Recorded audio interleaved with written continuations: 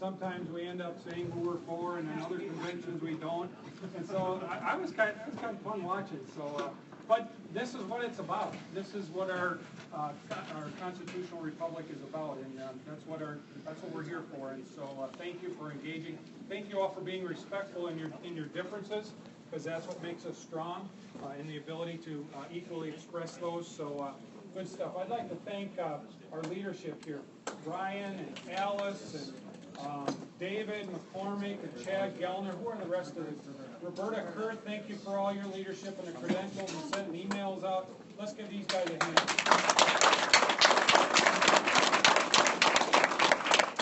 So Mike Goggin, who's going to talk here quick, him and I are headed. We were in Goodhue speaking at their convention, and then we're here, and then we're going to Winona to speak there. So there's 3 conventions today, and in the district that I am so humbled to represent includes portions of all 3 of those counties, and then a little smidgen of Dodge too. So I guess I got to find out when their convention is. Not this weekend. It was last week. It's really a really little smidgen.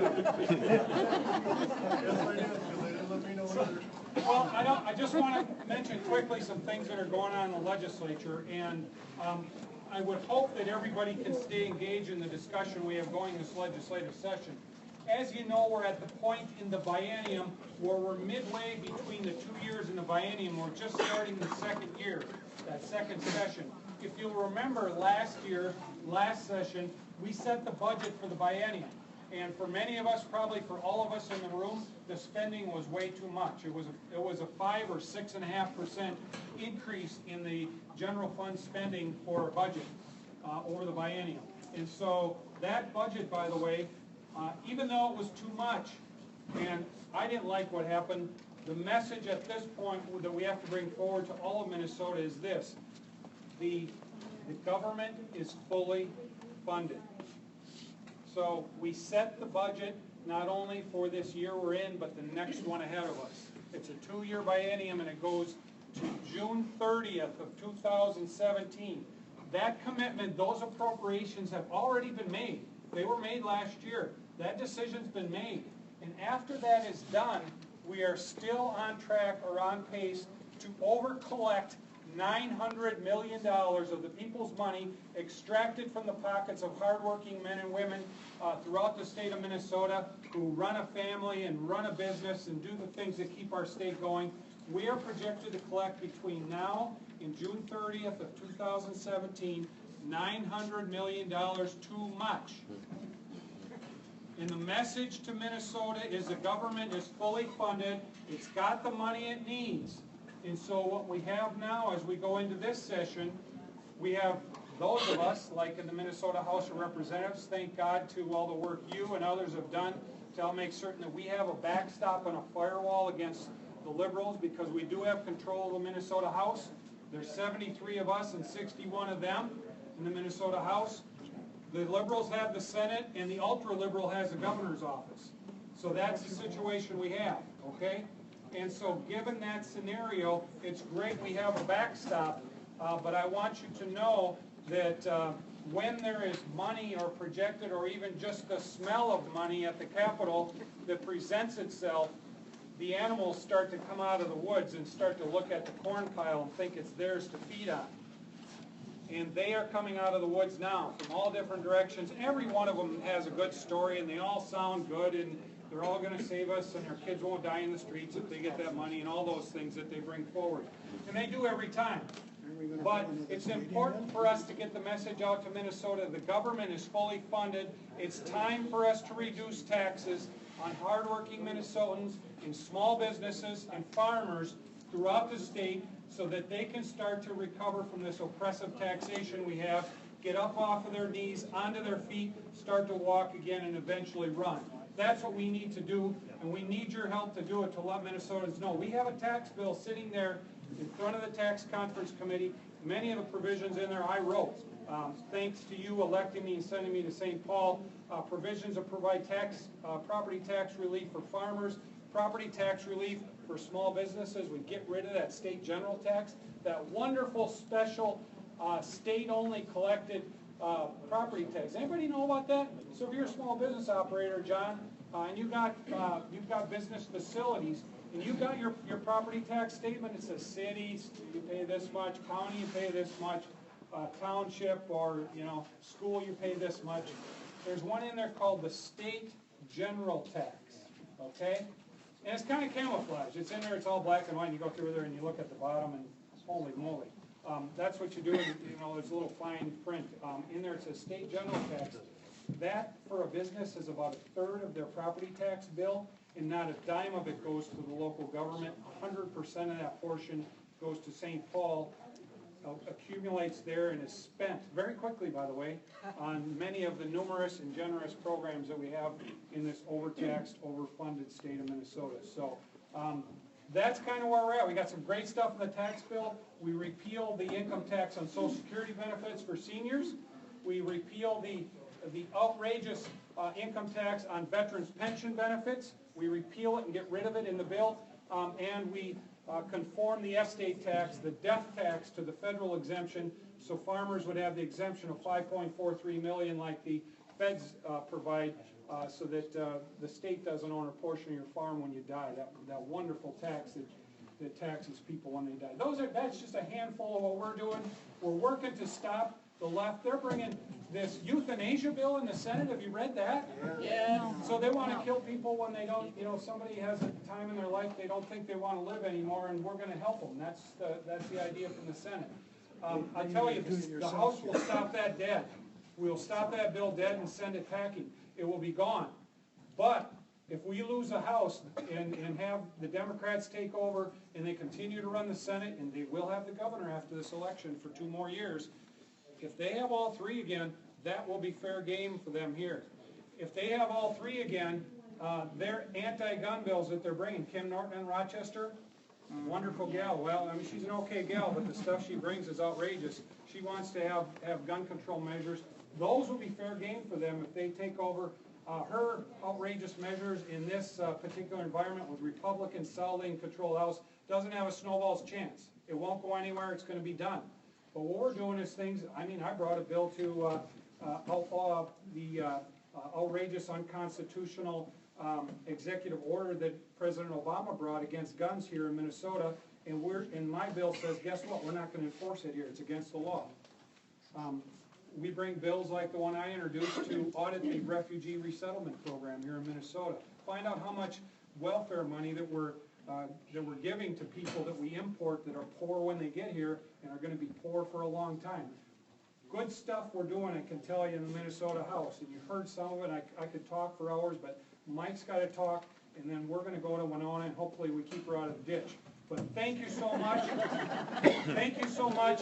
Let Minnesota know the government has all it needs right now, and it's time to give the money back to the people. Thank you.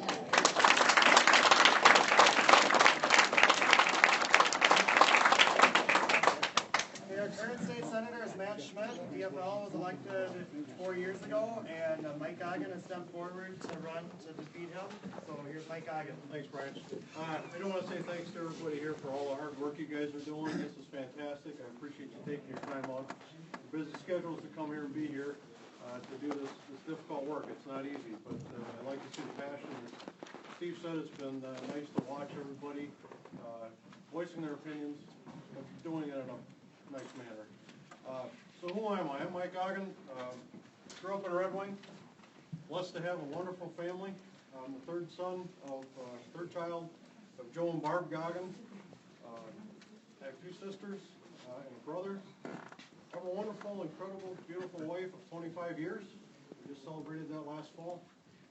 2 wonderful sons. One's finishing up his chemistry degree down in Texas. Then he's off to Colorado to go for his doctorate in chemical engineering. My other son is playing junior hockey down in La Crosse. Right now they're in the playoffs. They just finished the first round, so they're moving on to the next round. Myself, by day, I'm a project manager at the nuclear power plant outside of Red Wing. I'm an old Gusty. I saw the Gusty sweatshirt over there. I didn't pay quite as much as you're probably paying if they're going to Gustavus now. So, but I got my business degree there, and I also have an electrical engineering degree from University of Colorado at Denver. So with that being said, why am I running? Why am I getting into this political realm? I'm not a political person by faith, but what happened when they passed that $2 billion tax increase? That included the business sales tax. That included the warehouse tax, which after they got enough outcry from the public and people said, hey, you're trying to screw us here, the Democrats pulled those two sections off. But they were trying to get it through without people noticing so they could get more money. But the business sales tax, first thing I thought of was, what's it going to do to our farmers? What's it going to do to those folks out there on the farm? They got to get feed, they got to get seed, they got to get services done on their tractors, on their equipment. So there's more taxes, 6.875, bam, bam, bam, bam, bam, every time you do it. Warehouse tax, growing up in Red Wing, my dad worked for Red Wing Shoe Company for almost 33 years. To see them have to stop putting in a $20 million warehouse that's going to have good, long-term, good-paying jobs because of that tax, and they still haven't started it yet. I said enough was enough, and I lost it because I said I can't sit back and do nothing. Mom and Dad raised us that if you see something you don't like, you don't agree with, you want to get it fixed, you got to get involved. So that's why I'm doing this. I'm getting involved. I'm a fiscally conservative person. Being a project manager at work, I handle scope, schedule, and budget every single day. Every project I've had is coming on schedule, on budget, and within the scope. Okay? I got one going on right now. It's got to be done the end of this month. Got great crews, they're fantastic. But I'm here because I am passionate about getting rid of the idiotic, nonsensical stuff they're doing up there at the House, at the Senate. It's just amazing. Building the Senate Legislative Office building, really? $90 million, we needed that because the reason was we're renovating the Capitol. You can rent space for your time being. You don't need to build this office building. So now, we all get the joy of having that line item in the budget every biennium that we pay for the upkeep of that building. And it's not gonna be cheap. Oh, and then they forgot to put Wi-Fi in. So what else did they forget? Oh, signs, yeah, they didn't put signs in. Now, you know, they still want to do, the Democrats still want to do that 6.5% also gas tax, right? Go online and search for that, and you'll find a calculator that will help you with your, put in your miles you drive in a year and miles per gallon, and it tells you how much additional you're going to pay. So I did that the other day. And I'll pay $100 a year extra for each car. I have 3 cars, so that's $300. Okay? May not be much to some of us, but to a lot of us, $300 is a lot of money. That's food on the table, clothing on the kids, you know, roof over the head, utility bills. We got to stop this nonsense because they just want to tax and keep it going. They don't care. They want to take control of our lives and make us be their servants. The 4 things in this world that my mom and dad preached to us from day one. God and family first, integrity matters, and service before self. And right now, that's why I'm getting involved, because I want to be the voice for the people of Senate District 21, so that I can go up there and be your public servant. Not you be my, working for me. That's not how it works. I work for you. That's how I run my life. That's how I run my family. I do everything for the family. I do everything for the people of Senate 21. Because what's good for Senate 21 is good for everyone. And so I want to make sure that you folks have a voice up there at the Capitol that's actually going to be there to do things for you. Oh, yeah, and by the way, how many of you guys took advantage of cash for clunkers? Show of hands. Well, not to be outdone by the federal government, the Senate Democrats now this week, and your current state senator voted for it. We got rid of the clunker thing because that wasn't very good, but luxury cars, hybrid luxury cars, they want to pay $2,500 to people that buy luxury hybrid vehicles. We all get to be fortunate enough to assist those poor individuals in making them feel better. I don't know if we have to fill out a hurt feelings report or what, but maybe we do. I think you can fill some forms in the Democrat office. Oh, okay. I'll go see Goggin. So anyways, that's why I'm running, because I'm very passionate about this. I am pro-life.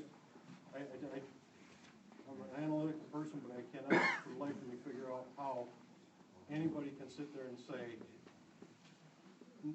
life does not start until 20 weeks in, or when the baby's born. That makes no sense. When I could go out there in the woods, and if I see a flower, I pick it out, I get thrown in jail. Or I kill an animal, a protected animal. What society are we coming to when we don't even care about ourselves? So I am very not pro-choice, but very pro-life. I mean, it is just, pro-choice makes no sense to me at all. And I can't fathom it. So, thank you all very much. Appreciate your hard work. Thank you.